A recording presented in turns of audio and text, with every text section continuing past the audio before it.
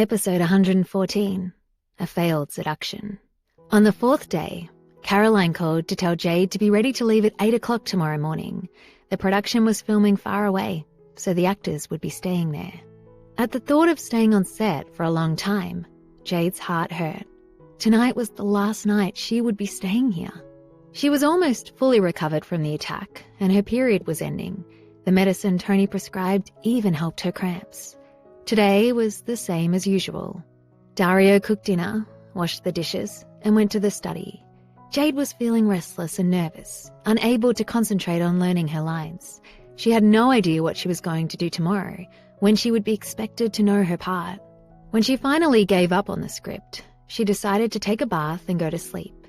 She looked at her pajamas in the wardrobe and remembered what her grandmother's nurse had told her about men, that they're ruled by lust, that if their wives don't satisfy them, they'll look for other women. Nurse Mason had told her to guard her man well, or else.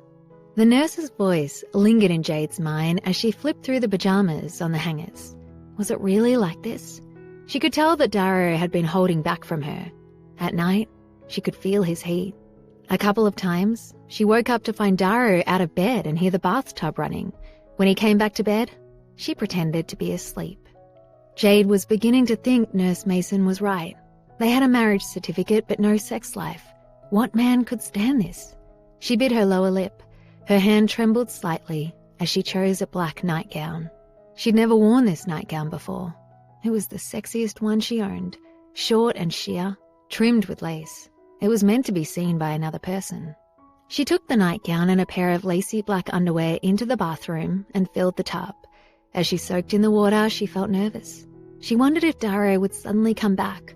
Wouldn't that be awkward? When she'd been in the bath for half an hour and he still wasn't back, Jade felt a trace of relief and a trace of disappointment. She dried off and got dressed in the black nightgown. Jade caught a glimpse of herself in the mirror and almost didn't recognize herself. Her cheeks were pink and her body looked ripe and smooth. The top of the nightgown barely held in her breasts and the hem didn't quite reach her thighs in the back. Her pale skin and a hint of the lacy underwear showed below, invitingly. Suddenly frightened, Jade hurried back to the bed. Her mind was racing. What if Dario didn't like the nightgown because it exposed too much? What if he thought she was acting slutty? Even scarier, what if he did like it? Clearly, wearing the black nightgown was a mistake. Jade lay on the bed and waited. After a while, she went to find Dario. Feeling shy, she didn't go into the study. Instead, she peered around the door. Dario was typing quickly on the computer. When he saw Jade peeking in like a kitten, he immediately stopped what he was doing. He turned around and examined her. Her face was rosy. She was adorable without makeup. Her expression was a little shy. "What's wrong? Why aren't you asleep yet?" It was almost midnight, so Dario was a little surprised. She usually slept very early. Jade stayed behind the door so he wouldn't see her body. She said carefully, "I'm just checking on you. If you finish your work, come and get some sleep." Dario nodded and said, "Okay." He turned his attention to the computer. Disappointed, Jade went back to the bedroom. She pouted and sat on the bed, grumbling to herself. Dario was so cold it was infuriating. What did she need to do to get him to look at her? She got up and angrily rifled through the pajamas in the wardrobe. She found a set that covered everything, neck to ankle, and took it off the hanger.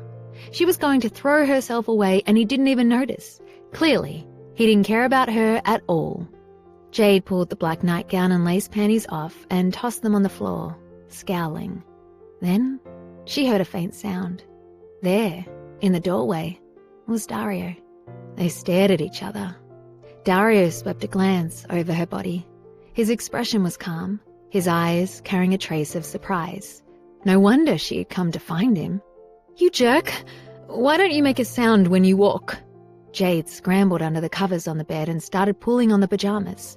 Dario took off his clothes and climbed onto the bed. He slid under the covers and put his arms around Jade, who was fully clothed now. He rubbed his beard stubble against her cheek. Jade squirmed and giggled. "It's so itchy."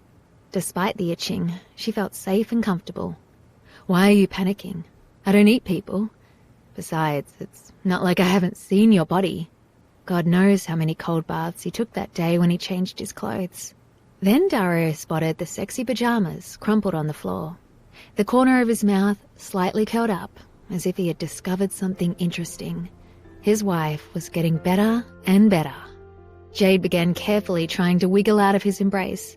Dario hugged her tight and rolled her on top of him. "Where are you going? Weren't you waiting for me?" Jade laid her head on his warm, bare chest. Her heart was hammering. What would Dario do next? But she waited for a long time.